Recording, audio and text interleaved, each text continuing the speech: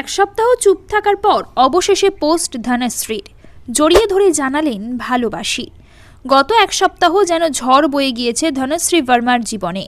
জুজি চাহালের সঙ্গে তার বিচ্ছেদের গুঞ্জন নিয়ে একের পর এক খবর আসতে থাকে প্রকাশ্যে। এও রটে ধনশ্রীর পরকীয়ার কারণেই নাকি ভাঙতে চলেছে তাদের সুখের সংসার। বিচ্ছেদের অফিসিয়াল ঘোষণা নাকি শুধু সময়ের অপেক্ষা।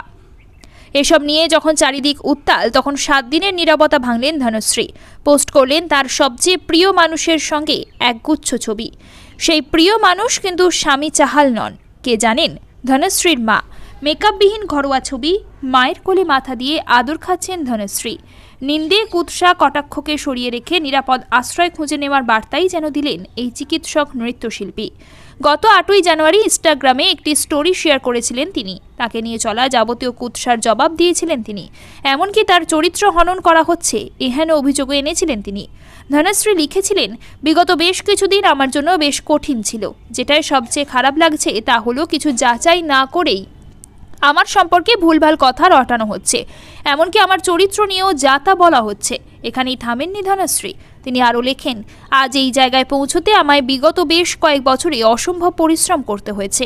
আমার নীরবতাকে আমার দুর্বলতা ভাবা ভুল। আমি সত্যির উপর আস্থা রেখেছি। সমস্ত নেতিবাচকতাকে দূরে ঠেলে জীবনে এগিয়ে যাওয়ার চেষ্টা করছি। তিনি পরকীয়ায় জড়াননি, বার্তা দেন ধনশ্রী। তবে চাহালের সঙ্গে তার সম্পর্ক ভাঙছে কিনা সেই বিষয়ে কোনো মন্তব্য করতে দেখা যায়নি তাকে। তবে বিগত বেশ কিছুদিন ধরেই মুম্বাইয়ের বেশ কিছু সংবাদ মাধ্যমের তরফে দাবি করা হয়েছে তারা আর একসঙ্গে নেই। অফিসিয়াল বিচ্ছেদ এখন শুধু ঘোষণার অপেক্ষা।